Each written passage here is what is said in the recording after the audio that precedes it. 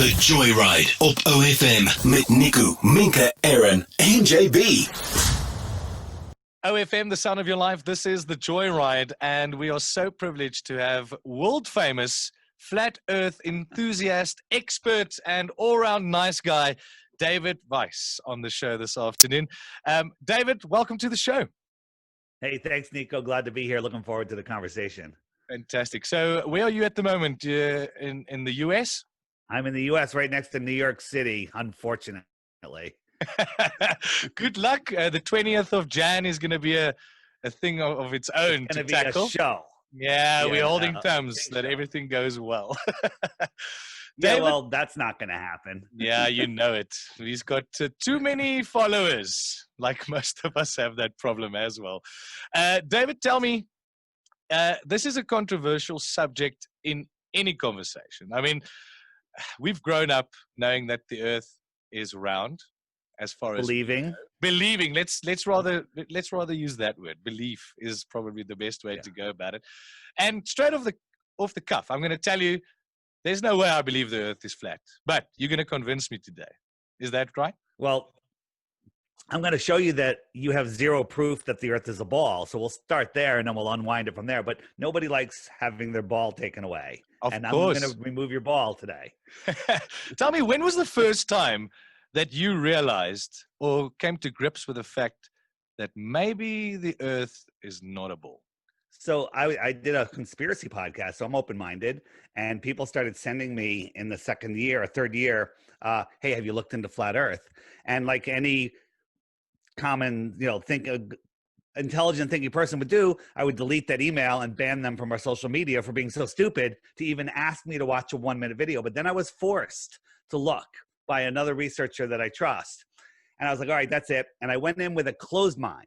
I'm going to prove the globe and I'm going to disprove flat earth. And for 2 weeks, every proof I thought I had for the globe, I looked at it and I'm like, that's not a proof at all. And I realized that I had zero proofs of the ball.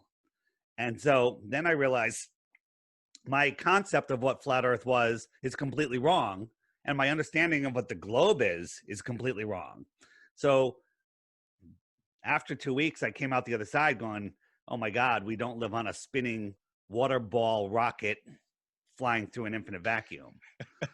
So living in a world that mocks these kinds of theories, how do you get by? Because I mean, you obviously have a firm belief in what you do believe, and you've got evidence that we're going to unpack this afternoon. How do you move in a world that mocks everything that you have come to believe? Getting easier. More and more people are waking up. When I reach out to shows like yours, instead of saying you're crazy by like they would have 5 years ago, now they're like, yeah, we'll have you on. And everybody wants to talk about it. So after a decade of ridicule, my childhood friends are reaching out to me. Hey, Dave, I saw you on the Charlie Ward show and I looked into flat earth. Oh my God, and so they're all coming around. So yeah, I've got thick skin. And your family? But it's getting easier. What's that? And your family? My family's on board. My kids are, 30 years old, 30 and 32. And they know the earth is flat, but they just want to leave it as is and live their life. That's fine. My wife, totally on board. My friends, I've lost some friends. I don't discuss it with my brother and sister at all because they're fast asleep.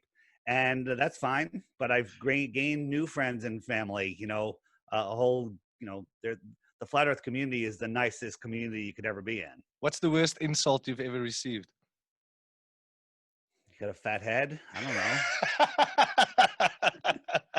Not that you're a conspiracy flat earth theorist at all. That never came up. No, the term flat earther is a weaponized term like conspiracy theorist. A conspiracy is two or more people getting together, conspiring for their own benefit. Well, that happens every day, everywhere. You're involved in some conspiracies for your own benefit, I'm sure. Everybody is. So conspiracy theory, it's not a theory.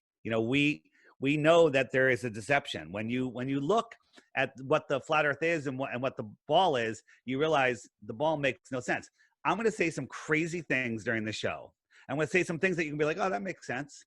And you're going to notice that the crazy things are me when I'm trying to explain the globe. And the things that make sense are going to be what the flat Earth is. So let me start by let's talk about what the flat Earth is and what it isn't. I think let's start unpacking it. Like, where did you start for the first time to believe in this, and what made you dig into this? Well, because I was being asked to look into it so many times, and then I was given a series of videos called Flat Earth Clues, and I was like, that's interesting, but I'm going to disprove all of this. But the only people that believe they live on a ball are people that haven't looked into it. I'm sorry. Some people think they have. They Google Flat Earth, and they end up at the Flat Earth Society, and they see this. They see a disc floating in space with a bunch of other round planets. Well, nobody believes that. No one even believes that there are flat planets out there, that the Earth is even a planet. Some people, if you Google images of flat Earth, you see these discs floating in space with a dome that looks like a turn up, Like a Frisbee. That's what people Nobody are thinking. believes that. That is not the case at all. Think about this. We have the globe, and at the bottom of the globe is Antarctica, and it's 13,000 miles around, and that's what they tell us. But that's not the case at all. You can't have water on the outside of a ball in an infinite vacuum with an atmosphere. It just breaks every law of physics. So what is the flat Earth? What is a puddle? Think about a puddle. After a rainstorm, the water gathers in the low spot in the land, and the edge of the puddle is just where the land is higher than the water, right? That contains the water. So expand that to a pond or a lake, right? So a lake is just a big puddle. Maybe it has some islands in it, and the edge of the lake is what? The land that's consistently higher than the lake. Well, we live in a giant lake, and all of the continents are the islands within the lake. And the land that surrounds the world lake, the world ocean, the world pond, whatever you want to call it, is the land that we call Antarctica. And Antarctica is the highest land on Earth. When you get there, typically it's 100, 200 feet over your head above the ice wall. So it's basically Game of Thrones.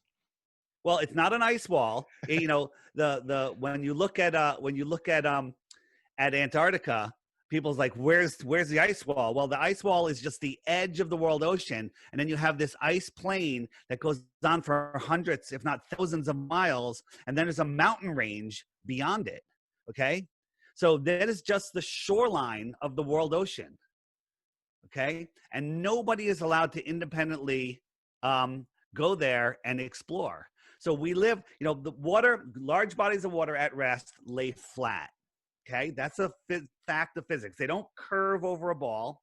And if we were on a ball, there should be a certain amount of curvature, and you should only be able to see a certain distance. But we have Navy ship, guys, weapons guys that say they can pinpoint with a laser another ship 100 miles away from the deck of their ship. They can see it, and they can put a pinpoint laser on it 100 miles away. Well, that ship should be over a mile below the curvature, but they can see it. Okay, they can see it. Our optics have outgrown their lies. So what is the edge of the world that we live in? And you can't fall off a lake. You can't fall off the flat Earth. So if I'm in a plane and I'm at 30,000 feet in the air, and the higher you go, is it a perspective thing, or is it just my eyes playing tricks on me? Because I've kind of seen a little bit of curvature from the airplane window. Well, so it's two things. One, you're expecting to see curvature. Three things. One, you're expecting to see curvature. Two, the windows have a little bit of a curve to them, which could just dip the ends down a little bit. But let's say you have a straight window. Three, we see to the horizon, whatever height we are, the higher we are, the farther the apparent horizon is. And it's at a certain distance at 12 o'clock in front of us. And it's at the same distance at 1, 2, 3, 4, 5, all the way around. So that's a flat circle. So your horizon is equal. It's a flat circle, and your brain says, oh, that must be a sphere. It's not a sphere at all. I mean, at 120,000 feet without a fisheye lens, we have perfectly flat horizon. And you think you saw it at that height, but the high priest of scientism, Neil deGrasse Tyson, and all of the other puppets out there pushing the ball Earth, they say that you can't see it at 127,000 feet. Okay. Why would they be holding on to this though? Why would Why the these lies? sign? Great question. Why would they keep? Let's save that for the end. All right. All Let's right. save that for Put the it in the last 5 pocket. minutes. I get it. So, if you say that the Earth is flat and that it's Yeah. almost like a puddle, and it's not a spinning ball, where does gravity come into play? So gravity is a theory. Science says gravity is a theory. Again, Neil deGrasse Tyson and all of the other head scientists of the world that are out there talking on the news and making all the stuff, they all say, we don't know what gravity is. We don't know. Every test they've done to prove mass attracting mass has failed. And they have to make up dark matter and dark energy, and which you've heard of. No one's ever seen it. It's only theorized, but it has to exist because gravity wouldn't work without it. This is what they say. This is pseudoscience.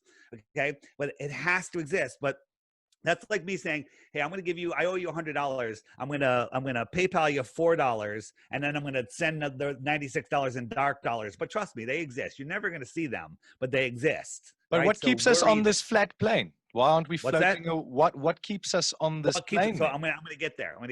So they've never been able to prove mass attracting mass. But what we can prove is the true forces in this world are electricity and magnetism. And when something has a negative charge, it has an attraction to it.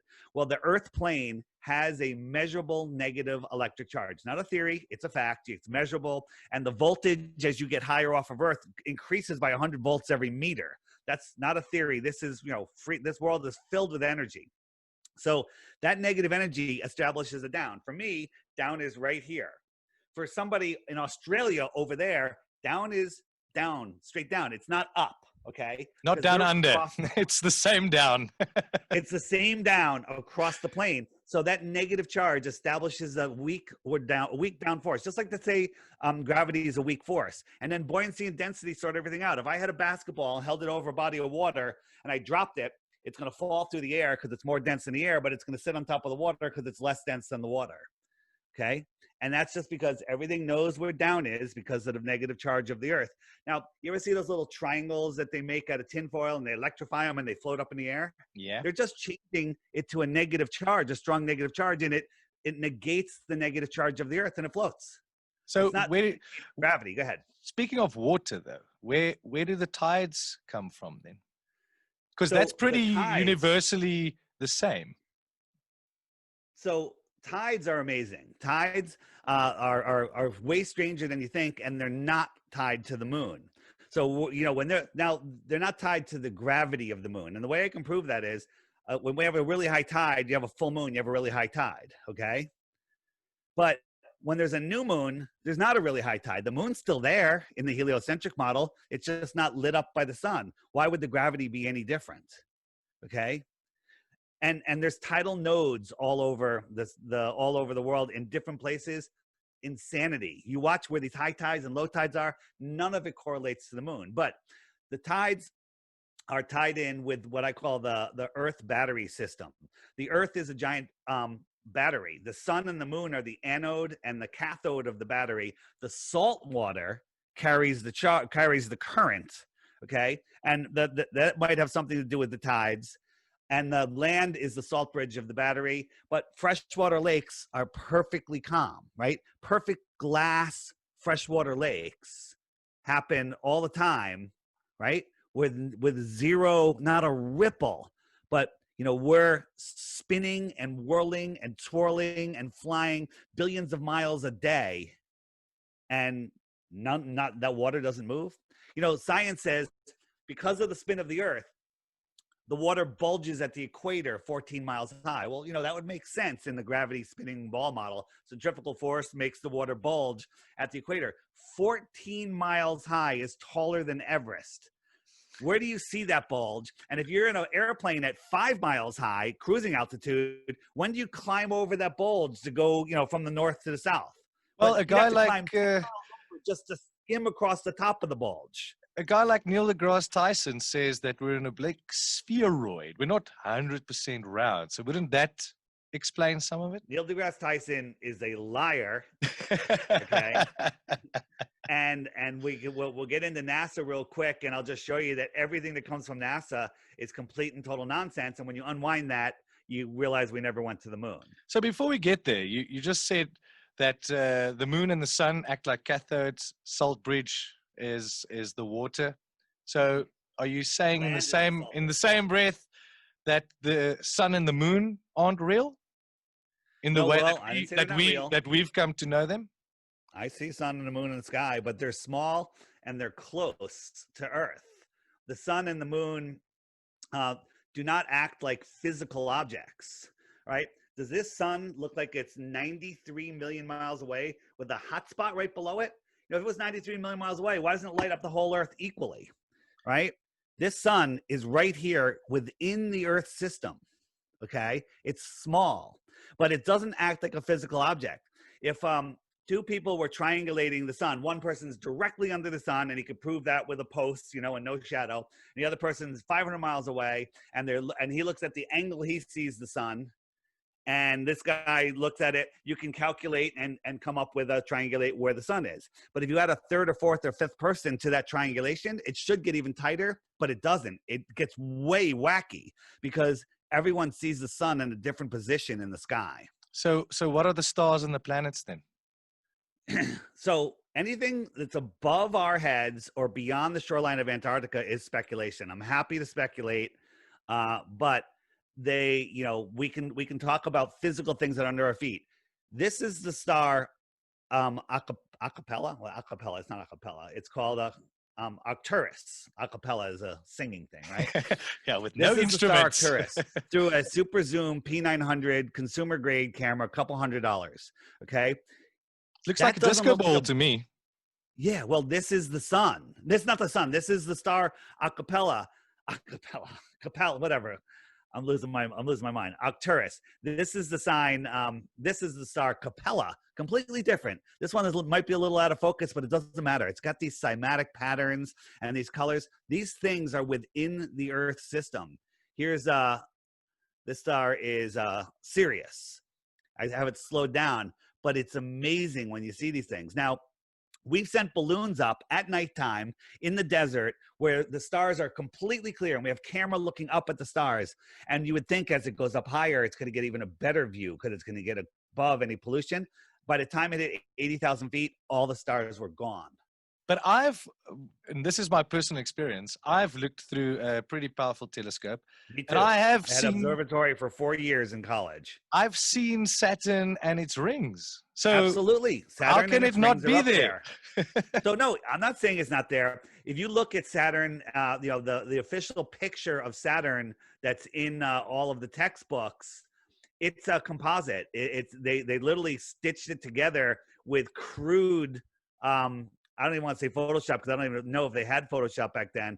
But we've put it in, cranked up the levels, and you can see that it's completely stitched together. Now, here it is.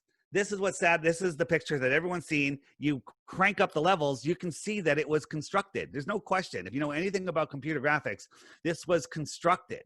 But right? No one's constructed the picture that I saw through. No. You did see it. I see it. I can look through my Zoom camera. I see the ring. It's lit up like it's casting its own light. You know, if you believe that it's a dusty, dirty ball reflecting sunlight, how does it stay evenly lit? How do the rings match the brightness of the planet itself? Sorry about that. How do the rings match the planet? It to me is its own light. Now, I don't know what it is, and it kind of looks spherical to me. I'll give you that. It's spherical, but look at the lights in your ceiling and tell me what shape your floor is. There's nothing to do with the floor. And lunar eclipse? How would you explain that? Yeah, so lunar eclipses and solar eclipses have been predicted long before the heliocentric model came into account. They go on a 18-year cycle, and then they repeat. Did you know that? Yeah, but I mean, if you look at what happens during these eclipses, well, what is causing? You have a belief that for a lunar eclipse, that the Earth is getting in between. If this is the sun, this is the Earth, and here's the moon. That the Earth comes up and casts a shadow down here, right? Yeah. Well, there's many eclipses where somebody standing here on the earth can see the sun above the horizon. They can see the earth above their horizon, and the eclipse starts and it comes in from up here. Well, what's causing the Okay. circular pattern of the eclipse then? So one, we know it's not a sphere casting a shadow, because when a sphere casts a shadow on another sphere, it doesn't come in as a perfect curve and go across. It comes in as an ellipse, it spreads out, and then it leaves as an ellipse because of the shape. You know, you just try it. Get a ball and another ball and a light and bring a ball in between, and it's not that even curve that we see. Now, if you brought a straight edge in there, it would make very similar to what you see, but I'm not saying it's a straight edge that's doing that. There's something else that's darkening the moon, whether it's a shadow or a dimming of the moon. I couldn't tell you, but the moon is its own light. It's not reflecting sunlight. And the if Selenian eclipse proves that it's not the earth casting a shadow. and if you had to take an educated guess, I know you say you don't, but if you had to speculate, what's outside of this, can I call it terrestrial dome that we live in? What's Water. outside of it? Water. Water. I think so. Okay. And if we break through the ceiling, will we be? As Hillary Clinton says, we're going to crack that glass ceiling one day. You know, they're all talking about breaking through the firmament, through the fishbowl. Who knows? I don't think you can break through it. You know, the deepest hole ever dug is just short of 8 miles, where they hit an impenetrable barrier. Maybe that's the same as the barrier that's above us. So maybe if we look at all the other planets, if we can call them that, for argument's sake, would you like to start with Pluto? Here's a picture of Pluto. Let's go. Take us through the planetary journey. Here's Pluto. The picture that NASA took with a 1.5 megapixel camera flying at 60,000 miles away, where at this distance, the sun is like a tiny star, all right? And somehow it got this amazing picture of Pluto, and there looks to be like a desert kind of shaped in the shape of Pluto the dog. Just might be my imagination, okay? I can see it. I can see it. Yeah, all right. So let's look at Jupiter. What's Jupiter? Jupiter is a gaseous planet, right? Giant gas ball. A giant gas ball. And NASA has shown us black and white, grainy video footage where the rings are spinning in opposite directions. Some are going this way, some are going this way. So if we look at Jupiter, right, in 2016, the NASA said, hey, we got a picture of the northern lights on Jupiter. They must have a magnetic North Pole just like we do, right? That looks fake, but let's just assume it's real. This is the storm that never goes away, that's spinning. It's bigger than the Earth. But all of these are clouds, right? And they're all spinning. If you look at NASA's time lapse, they're spinning and moving. Well, if I overlay the 2016 picture over the 2014 picture, every single dot is the same. This little cloud right here, it's right there, okay? Every little ripple, these are clouds from storms. This is the same exact picture where they dropped this thing on, told the world it was the Northern Lights, and everyone believes it. So you have to believe that clouds never change over 2 years apart, or this is a painting and we never went to the moon. You can choose which one you want. And why would they want to deceive us like this? And I mean, you speaking from an American perspective, but why would Russia, Japan, India, China, even South Africa, we don't have even close to your space program, but I mean, we've got people investigate why in our government we can't even keep a secret for a week. How did we manage to do this as a civilization for what 70 years now? Keeping it a secret? How do we do it? 100 years. So yeah, the thing is, our history is a lie. If you've looked into Tartaria at all, in the 1800s, I believe Tartaria was worldwide. We were a worldwide, united people of the world, across the entire plane, and we had great technology. People had great. They were using their God-given powers, right? But then something happened. And whether there was a natural catastrophic event or something, and they divided the people up. They divided us by countries. They divided us by political parties. They divided us further by sports teams. They divided us by race. They divided us by sexes. Now they're dividing the sexes, right? They divide because people together. Now they're dividing us. Don't even go near anybody. Stay 6 feet away from people. They don't want us together, because together our collective thoughts and our energy can expose them for the liars and controllers that they are. Okay, so let's get into let's continue on NASA for a little bit, and then I'll finish that. So if you look at the Earth, here's 2 pictures from NASA. Look at the size of the United States, twice the size it is here, right? They're both the same size ball, but you go, well, that one's at a different angle. Well, if I took this one and folded it back, it gets smaller. It doesn't get bigger, right? Look at the difference. Look at the difference in that.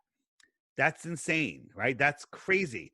You have to believe that all of the other land is on the other side of that ball. Every other country, it's all on the other side of that ball, right? Does that make any sense to you? If I can just throw a curveball in here. Yeah. The main argument here is that the images that we see are composite images, all right, made up from data or other images that they've collected through whatever they're busy with up there, which they claim to be. In a certain sense, I can understand why they have to be composite images, because, I mean, this is not an HD camera floating around in space taking a nice photo. It's basically noughts and zeros and ones that have to be interpreted afterwards and then made into a picture. All right. So if you look at, here's the 2012 photo, and this shows a place that we can actually measure, which we have plenty of flights and people have driven these distances and taken a boat. So we know that this is 934 miles from Baja to the other side of Mexico. So they tell us this is the diameter of the Earth, 7,917 miles. So we would need 8.5 of those to show me the diameter, but 8.5 of those goes all the way across this page. So either the Earth is tiny, or the guy that's calling this a composite is a moron and needs to be fired. Doesn't know maths. He never went to the moon. What's that? Can't do maths. Yeah. No. This is a painting. This is not what the Earth looks like from space. You know, from high up, this is what the Earth looks like. Okay. It's washed out. It's white. It's flat. Okay.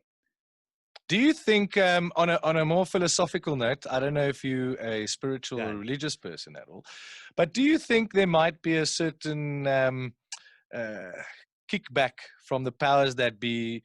Because if it turns out that the Earth is not a ball and that it is a flat plane, do you think that would lend to the theory of a creator, someone that put it here and not just being there from a big bang?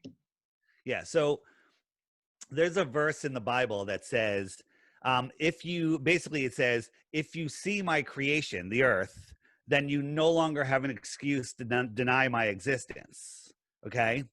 So once you see it, you can't deny the creator. Well, the evil in this world, whatever you want to label that, the devil, Satan, whatever, they don't want you to see the creation, because then you won't be able to deny the creator. And then you'll figure out who you are, where you are, what you are, and you'll take your power back, and you'll realize that nobody has dominion over you. If they can convince you that you're a random speck from a big bang, that amoeba turned into a fish, into a monkey, into a human, and you're flying through an infinite vacuum where you're out of control and you're going to be worm meat when you're done, and an asteroid could take you out at any second, then you've given away your power. You're living in fear, you're lost, you don't know who you are, and you give your power away to these so-called authority.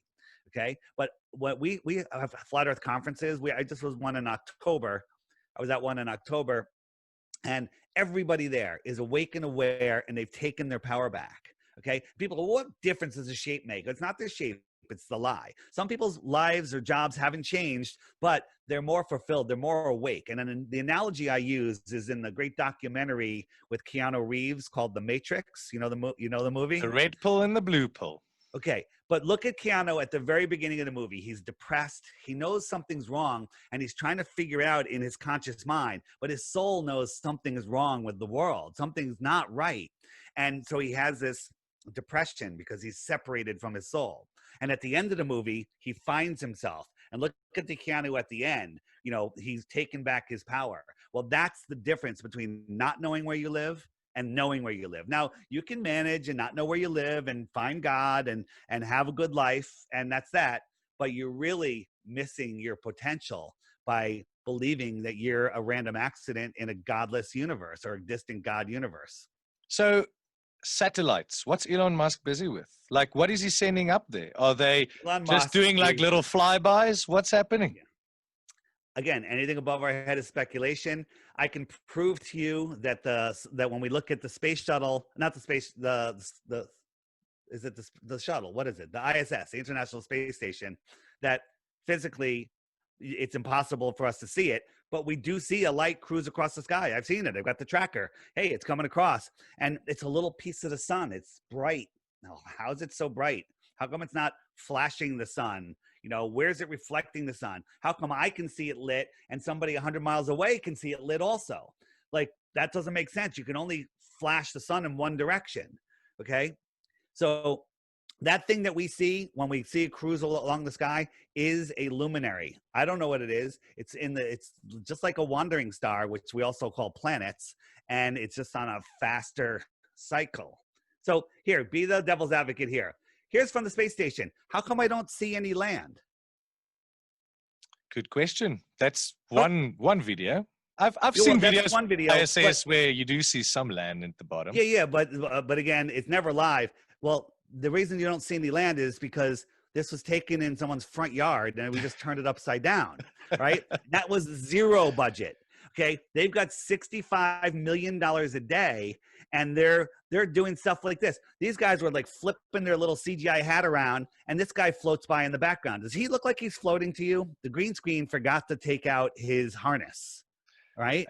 And I can actually say something wires that looks like a tail at the back of it. Well, and look at him. He's hanging from a harness. Look at this girl. There's nothing here. Look, she's going to play with this stuffed animal. Ready? Here it is. And now she's going to manipulate it. That's called augmented reality, right? That's looking CGI, dude. That's CGI. Well, she has a contact lens or a lens, and she's manipulating these CGI objects in real time, okay? And they literally beamed it in. They're showing us what they do, okay? That's called augmented reality. What are they doing with the money? These guys were just finishing their little thing, and then all of a sudden, they glitched out. Everything that was floating glitched out, and bam, they cut away to mission control. All right. So what are they doing with all the money? I mean, there's billions and billions and billions of dollars. They're taking it from us. NASA is just a CGI studio. They do some rocket launch tricks, and you know, the main reason for NASA is to convince us that we live on a ball. They want to keep the lie. The globe lie is important because everyone that wakes up to flat Earth wakes up to the creator and stops feeding them their power. Literally, it's like the Matrix. They're feeding off of our fear. And when you wake up to this, after you stop freaking out that you've been lied to your whole life, you take back your power and you lose your fear. So what do we do with all of this? What do we do with all this information? Is there anything that we can do as laymen? Absolutely. We can take back, again, we can take back our power when you know, we are the many, they are the few. Government, think about this. You guys are on lockdown and your stores are closed, your restaurants are closed, right? What if in your town, just your town, you got every store owner and every restaurant owner together and says, tomorrow we're going to open up. We're going to tell people, don't come in here with a mask, and we're going to put twice as many chairs at every table, and we're going to pack even more tables in there, and we're going to have a sale. And everyone just come in and open up. It's over. What are they going to do, arrest the whole town? People are living in fear, thinking that they are being controlled by just a few freaking crazy people. I mean, the world is on lockdown because of the World Health Organization. Do you remember voting for them? Not that voting is real. No, never. Bill Gates is dictating that you need to get an injection into your arm. Okay. When did he go to medical school, and when did you give him authority over you? Everyone's just giving away their power. But when you see who you are, where you are, what you are. So what's next? What's next? What's next is people need to spread this message. I had my own, commercial solar power development company with a couple partners, and I walked away. They still have it, and they're doing great. But I'm doing this because this is more important, because we are at the precipice of losing the next 1,000 years to tyranny. And if people don't wake up now, like right now, like maybe in the next 2 days, okay, we could go into 1,000 years of friggin' darkness. Who knows? So what can we do? The layman, that's the trick. I can't do anything. I'm just one person. That's bullshit. That's bullshit. You can take back your power, and they cannot do anything to you until you give them permission, but they can trick you into giving permission. So Okay? if you have to go into your, I wouldn't call it bag of tricks, but your bag of evidence. And I know it's almost impossible, but if you can give me the number one reason why people should start digging into this and start thinking. The number one proof. You're talking about the number one proof, or the best proof out there that will make people go, I might not believe in flat Earth, but this really doesn't make sense. Let's go check into this. Well, the just look into the heliocentric model. It's we're spinning at 1,000 miles an hour, falling over backwards faster than the speed of sound when you're watching the sunset. So, do you believe the sun goes down because you're on a ball and you're falling over backwards faster than the speed of sound? That's what makes the sunset. That's what you have to believe. That's insane. But right? there's also there's also relativity and perspective and all these types of things. I mean, you can't compare a tennis ball with a giant ball. They move at different rates. They've got different perspectives. If you're on the heliocentric ball and you're looking at the sun in the sky, the reason the sun is going down is because you're falling over backwards faster than the speed of sound. That's one of those crazy things I'm going to say, but that is the heliocentric model. But okay, it is at the speed of sound, but you're not experiencing it at the speed of sound. You're not experiencing it. That's also crazy. Your body, your vestibular system experiences everything. If there was the tiniest earthquake, you'd be like, whoa, what the hell is going on? Okay, but we're spinning, which is curvature. When you curve, like if I'm in a car going 100 miles an hour on a perfectly straight, smooth road, I can have a plate with water on it, right? I got a dinner plate, it's got an inch of water on it, no problem. If that car starts turning, that water is going that way. So if I'm down by the ocean and I'm standing next to the waves, I see them moving at a quick speed, rushing over my feet. When I get into a plane and I fly over that same piece of ocean, it looks like the waves are standing still. Why is that happening? Well, that's because you're far away. I mean, I don't understand what that doesn't matter. You sense the motion. You're in an airplane. But it's perspective, though. It's perspective. You're dozing and off to size. sleep. No, you're dozing off to sleep on an airplane. You're flying for 5, 6, 10 hours, whatever. And then all of a sudden the pilot just starts to make his descent. He's dropping maybe 100 feet a minute or, whatever. We're 30 minutes from the airport. You wake up, you're like, whoa, we're going down. You feel it. Okay. Just the slightest change. Okay. That's only half the speed that the Earth is spinning. And then if you get into like, how does a plane take off from the North Pole and fly to the equator when the plane at the runway at the North Pole it's just spinning around, or if it's like a mile from the North Pole, it's moving at 0.13 miles per hour versus a plane sitting on a runway at the equator, which is rotating at 1,000 miles an hour. How does that plane land on a north-south runway, right? This runway is going this way and it's moving sideways at 1,000 miles an hour. An airplane coming from the top over here isn't going 1,000 miles an hour because it's closer to the pole, the axis of rotation. When it flies here, how does it land on this runway that's whizzing by? But that only happens if you throw out gravity, though. If gravity is in play, then how does gravity speed the plane up sideways as it's flying south? You're just making excuses. You haven't really thought about it, right? I did the same thing. Southern flight routes are crazy. I've shown you that NASA's lying, right? Once you understand that, then you realize, okay, all space agencies are in on it. Oh, if all space agencies are in on it, that means that all countries are kind of colluding together. That means there is some sort of controlling family that's running this world. So we are in this big deception. I interviewed a woman, 102 years old, back in January of 2020 about the World's Fairs. And she had an unbelievable memory. She remembered when she was 5 years old, she was telling me stories. And I asked her about her school, told me the teacher, the school, what road it was on, the kids in her class. And I said, what did they teach you about the Earth in science class? And she looks at me and she goes, they taught me the Earth is flat. This is in 1920s in Connecticut in the United States in a public school. And then we found other teachers in, people from other countries, Croatia. They said in the 1930s, all the schools taught that the earth was flat. Okay. We found newspaper articles on microfilm talking about the same thing, where teachers are being persecuted for trying to teach the ridiculous heliocentric model. And it was a big fight back in the early 1900s. So our takeover happened sometime between 1850 and 1930. Somewhere in there, everything was changed and our world was hijacked. So what about Copernicus and Galileo? What were they looking at? Were they just daydreaming, eating mushrooms, hallucinating?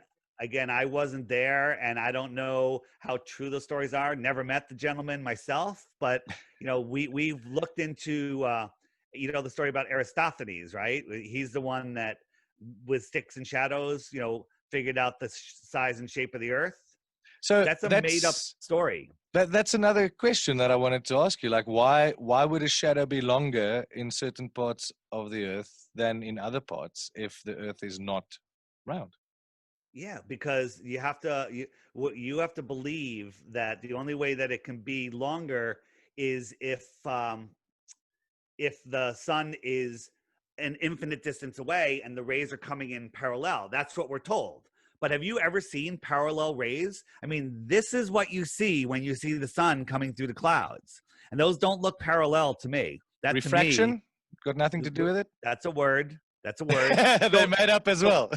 If it was refraction, then how would the sticks and shadows work if it's reflecting the light? They're coming in at angles. So on a flat earth, you have a pole here, no shadow, and you have a pole here, 500 miles away, and it has a shadow. But you can do some math and say, oh, the sphere is like this because you're assuming straight parallel rays. But there's not. On a flat earth, it works perfectly. Now, it works perfectly with a sun 3,000 miles away and like 30 miles wide. But as I said earlier, the sun does not act like a physical object. And I believe that the sun that we see is much closer. And I have videos that will show you how that can work. Let me share my app before we run out of time, because I have an app that'll help you. If you Google flat Earth, as I said, you're going to end up with crap like this, and you're going to end up at Netflix, behind the curve deception. You're gonna come up with a bunch of crap. The black hole that is YouTube that leads you down the infinite. So we're on the same page there. So I created an app called the Flat Earth, Sun, Moon, and Zodiac Clock app. Oh, here it is. He's in it for the money, right? And that is not the case at all. Is that on the screen? Can everybody see? I can see it. Okay. So think of the Earth pond as the face of a clock, and the sun is the hour hand, and it goes around. I'll speed it up. It goes around once every 24 hours, right? So it's a 24-hour clock, and that's why they gave us clocks that go around twice, just so we didn't figure this out on our own. Okay. So wherever the sun is, it's noon. And as you can see, the sun is gaining on the moon. It's leaving the moon in its tracks, because the sun will lap the moon once every 28 days. So the sun keeps track of the hours and the days. The moon and its position and phases keep track of the weeks and the months. They used to be called months, believe it or not. Okay? Is that where the seasons come from, though? I'm going to explain the seasons in a second. If I turn on the stars, let me slow it down here. The stars rotate just a little faster than the sun, and they lap the sun once a year. So next month, the sun will be in this zodiac. Next month, it'll be here in Pisces. Next month, this zodiac will catch up, and the zodiac will lap it once a year. So the stars keep track of the seasons and the years. The sky is a perfect clock. It repeats. If you go out tonight at any time, mark the time, draw a little star chart. Next year, same time, all those stars will be in the exact same position. Okay, that's because they are fixed and they are rotating above us within the Earth system. Okay, so let me show you how the seasons work. So right now you see the sun out here. So we have this outer yellow line, which is the Tropic of Capricorn. The inner yellow line is the Tropic of Cancer. I know you've heard those before. And the red line in the middle is the equator. Okay, so I'm going to take the sun and I'm going to move it all the way into June. And in June, it's over the inner circle. And that's when we have our inner northern summer because the sun is closer. And because it's closer, it's higher in the sky. Think about an airplane, two airplanes at 10,000 feet flying, paralleling each other. One of them's right over your head, and one of them's 50 miles to the south, or 20 miles to the south, okay? The one over your head is like your summer sun. It's high over the sky. But when the sun migrates out south to the Tropic of Capricorn, it's low in the sky, like that plane off to the side. Even though it's at the same height, that plane is way lower, okay? And that's just how we see the sun in the winter. So on December 21st, it was out here. It's already migrating back in. And so it migrates in and out, and that's how the seasons work. And, some people think it's because of the tilt of the earth and its spreading of the light when it's tilted away. That's nonsense, because in June, if you watch the sun appear on the horizon, you can feel the heat on your face. And that's at like an 89-degree tilt. When you first see it, it's the most severe tilt the earth could possibly be from the sun, and you feel the heat. But in the middle of the winter, when the sun is at its highest point for the day, you could look at the sun and you barely feel the heat. And that's a much more direct angle, okay? So that the whole season things doesn't make work. Again, in the app, it shows you how compasses work. The north is at the center. Every direction away from the center is south. East and west are circles around a magnetic center. So you can dead reckon 90 degrees east, right? I leave like New York. I go, I'm following my compass. I haven't turned, but I am turning because I need that needle to always point towards the center. And I think I'm going in a straight line. And look, I circumnavigated the globe or the pond. Okay. The north, your needle points towards the center. So people say, all right, every question you're going to ask, if I hit the question mark, it's in here. Here are all the questions. Okay. You asked, what about gravity? Well, I got videos on gravity in there that YouTube won't serve you. Why the lie, right? If I click why the lie, up come videos that YouTube won't serve you, explaining about why the lie. If I go, hey, what about circumnavigation, which we just talked about? I'll hit that. Videos on circumnavigation, right? And you can see YouTube's already deleting those, but we keep adding more all the time. And then what about, are all pilots and scientists on it? We have pilots that have spoken out. We have videos from pilots. We have all sorts of stuff in there. And all the information you want is in here. And what I have is a challenge for everybody. Every day there's a new video on the app. It's a featured video of the day. Short ones during the week, longer ones on the weekend. And I say take the app challenge. Every day for 2 weeks, watch the video. And then if you think you have one proof of the globe, send it to me, and I'll refund the $2.99 for the app, and I'll give you a Bitcoin. And a Bitcoin. A full Bitcoin. That's a good deal. Yeah. And I'm not afraid of losing my Bitcoin. And the thing is, if you say, well, a pilot went from Santiago to Australia, over Antarctica, and landed in Australia, you have to show me proof of that, right? Because we've actually live streamed somebody getting onto an airplane. We tracked the airplane, and the airplane went like this. Okay, in a straight line, all the way through the north, and but they showed us that it went literally this crazy, on a globe just across the bottom, and that's wrong, and it's wrong, and we proved it wrong. So again, any proof that you want, bring it, but you have to have proof. You can't just have a flight log, because all international flights are run by NASA. Okay, and I just show you NASA lies. We didn't go to the moon. I get it. What would it take for you to change your mind? Would you ever? Absolutely. Show me one proof of the globe. That's all I need is one proof of the globe. Just one. That right? Doesn't come from NASA. People say, I'm gonna. What if we, Dave? What if we took you to space? Well, that's a straw man argument. Okay. If space existed and you took me to space, I would, and you showed me the Earth, I'd have to believe it. But that's nonsense. It's not going to happen. Well, we've got a guy from South Africa, first African in space, Mark Shuttleworth. I think he knows Elon Musk quite well. And we saw pictures of him out in space. He came back claiming everything is what they say it is. Why would we not believe that guy? Do you think they got to him? In the National Buoyancy Lab? What's wrong with this picture? This picture that you're showing me now, looks like it comes out of a Star Wars movie, to be honest. Well, it's a NASA picture, but it's done in a swimming pool, all right? They have green screens, and go look. You'll find it on the app, about NASA fakery. But we used to be able to look up bubbles in space as a keyword, but YouTube's hidden that. They do everything in a pool. They change the background to green, and this is what they show you. Okay, you saw your buddy in a swimming pool. He's a liar, right? All astronauts are liars, except maybe Don Pettit. He's retarded, right? There's an explanation for everything, eh? Unfortunately, people's minds are infected with cartoons, right? This is what's wrong with the world right here. Cartoons are running your mind.